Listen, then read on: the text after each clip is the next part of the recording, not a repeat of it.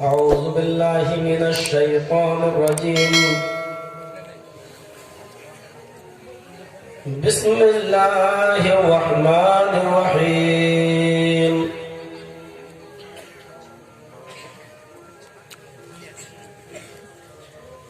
وما خلقت الجن والإنس إلا ليعبدون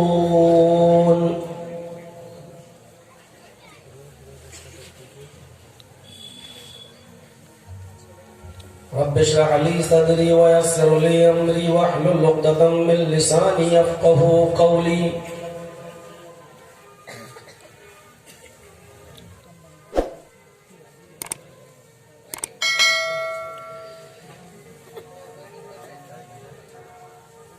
stage पर तशरीफ फरमा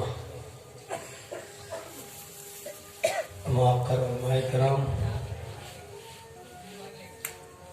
इस इजलास के सदर मुहतरम, बैठे हुए इस इजलास में गौर से सुनने वाले मुअज़्ज़ज़ सामईन हज़रात,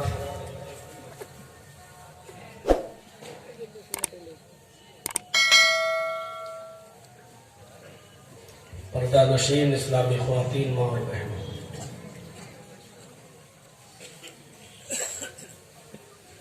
आपने रात के तकरीबन 11 बजे तक बहुत ही खामोशी के साथ दूसरे उलमा को सुना और अब मेरी बारी आई है, मुझे भी आप सुन रहे हैं। हम यहाँ कव्वाली सुनने नहीं आए हैं, हम यहाँ कुरान और हदीस सुनने के लिए आए हैं। नबी अकरम सल्लल्लाहु अलैहि वसल्लम का मामूल ये होता था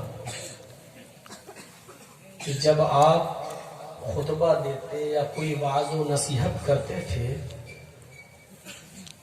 तो सहाबाए किराम का हाल ये होता था कि वो इतना खामोश हो जाते थे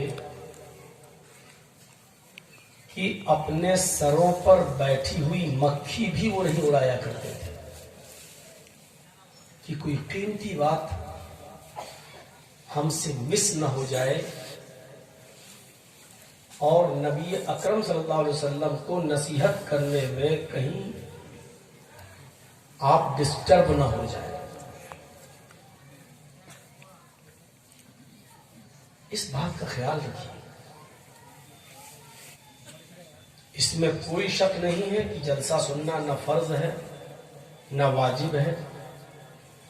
अगर आपको किसी किस्म की कोई दिक्कत या तकलीफ हो रही है, आप उठ के जा सकते हैं अपने घर पे, आपको कोई गुनाह नहीं होगा। लेकिन शोर करना, उठक बैठक करना, लोगों को चीरते हुए आगे बैठने की कोशिश करना, जलसे को बीच में छोड़ के भागना, ये सारी चीजें सही नहीं है।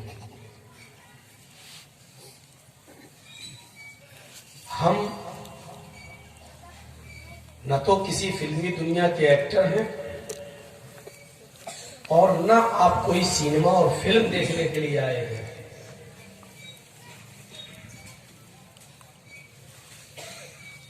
कुरान और हदीस की दावत है, मदरसे की तामीर और तरक्की के लिए, और पूरा साल मदरसा कैसे चले इस सिलसिले में ये प्रोग्राम होता है।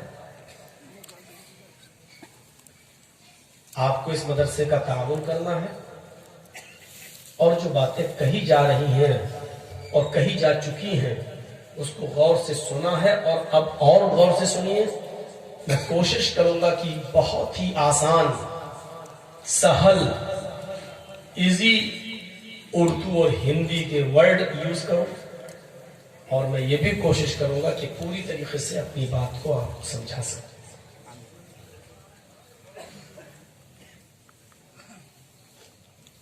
मुझे मालूम है कि 80% तकरीबन 80% तकरीर तो आप हमारी समझ ही लेते हैं, कोशिश करूंगा कि आज 90% समझ जाए, अच्छा होगा 100% भी समझ में आ जाए। लेकिन आप की लैंग्वेज बंगला है, हम उर्दू बोलेंगे, थोड़ा सा कॉपरेट आप हमारा कीजिए, थोड़ा हम आपका करते हैं, और ऐसे ही दुनिया की गाड़ी चलती है। थोड़ा सा आप सरेंडर करें अपने आप को, थोड़ा सा मैं करूं, बात बन जाएगी। आप भी जिद करेंगे और मैं भी जिद करूं तो जिद कभी कामयाब नहीं हुई है। आज भी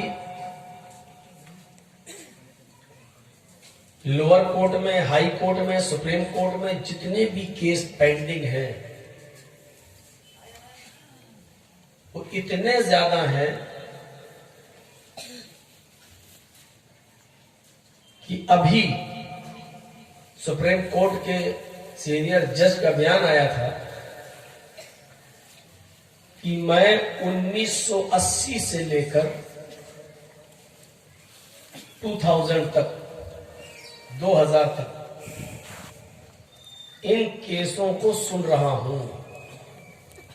2001 से लेकर 2021 तक, अभी एक तरफ डाल दीजिए, 1980 से 1980 से 2000 तक केसों को सुन रहा हूं, और इन केसों को सुलझाने में भी हमें 300 से 400 साल तक लग जाएंगे। 300 से 400 साल तक कितने जज मरेंगे, कितने आएंगे,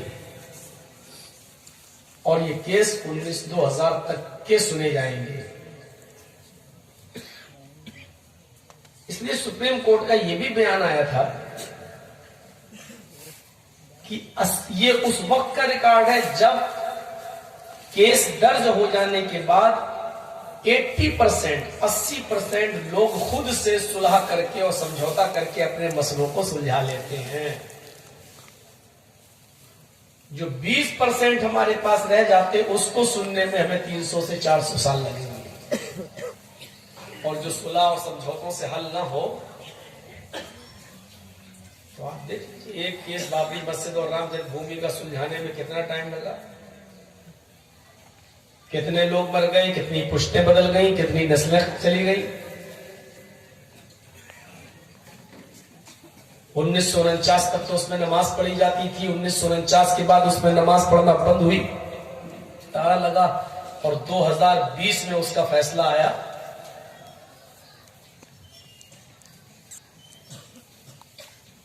और वो भी फैसला किस तरीके से आया और कैसे आया, और पूरा उस नाटक में हम नहीं जाना चाहते। अपने देश की बदनामी करना कोई अच्छी बात थोड़ी है। जो भी हुआ ठीक है, सब आपके हैंड में है, आपके हाथ में है, आप ही की लाठी है, आप ही की भैंस है। तो अब उस बात को दोहराना से कोई फायदा नहीं है। मैं सिर्फ बताना ये चाहता हूं, कॉपरेट अगर आप करेंगे तो मामला आगे बढ़ेगा। बीच में आप हंगामा करेंगे, बोलेंगे, शोर करेंगे तो हम भी डिस्टर्ब होंगे, आप भी होंगे, दूसरे भी। आज मुझे बहुत लंबी चौड़ी तकरीर नहीं करनी है, ये आपके जहन में मैं डालूंगा, और ये भी बता दूं कि बहुत ज्यादा चीखने और चिल्लाने वाली तकरीर भी आज आपके सामने नहीं करूंगा।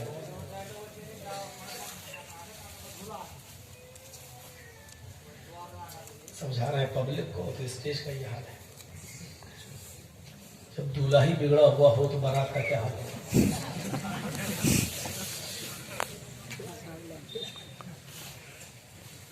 आज एक चीज को हम समझेंगे और आपको बहुत पसंद आएगा।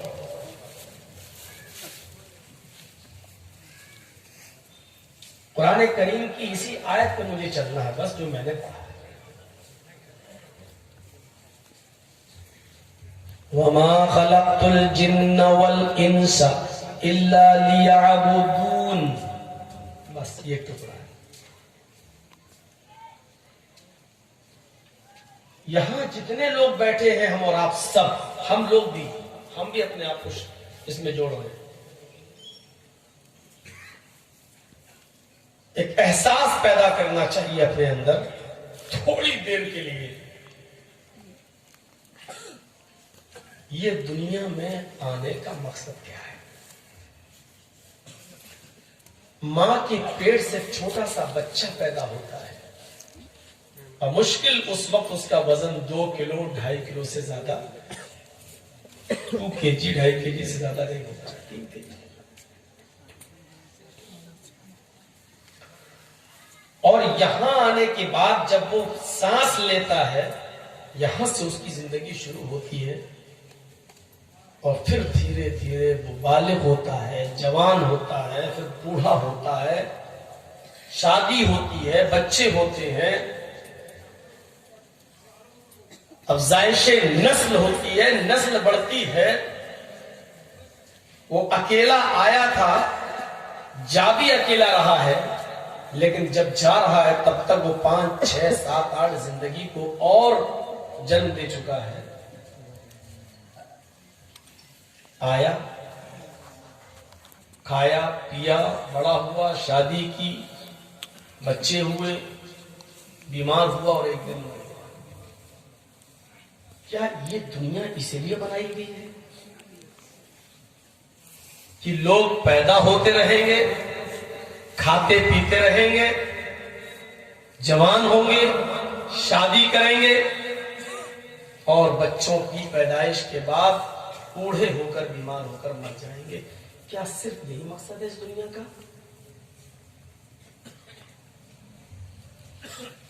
चांद का अपने वक्त पर निकलना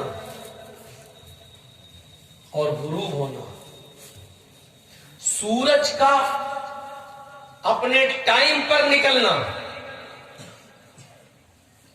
और गुरूब होना, और जिस सूरज के अंदर 1,40,00,000 डिग्री सेंटीग्रेड गर्मी पाई जाती हो, लेकिन उस सूरज की गर्मी हमें उतनी ही मिलना जितनी गर्मी में हम न जल सकें न मर सकें, और उसकी गर्मी हमें नुकसान भी नहीं पहुंचाए।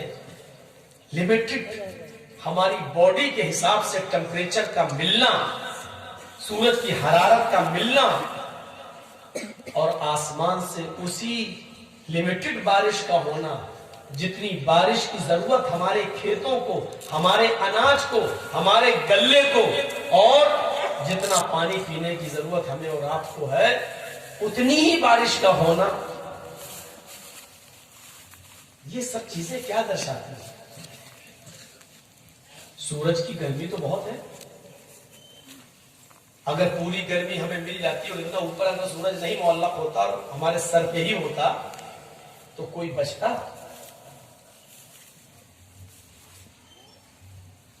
रात का उतनी ही देर के लिए आना जितनी देर तक हम सो सकें और दिन भर की थकान को दूर करें, और सुबह ऑटोमेटिक हमारी आंख का खुल जाना और हमारी थकावट का उतर जाना और सुबह से फिर अपने कारोबार में लग जाना, ये सब चीज क्या बताती है?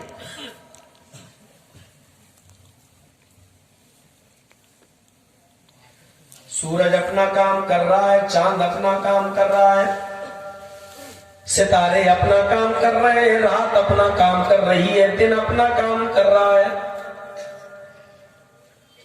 हमारी जिंदगी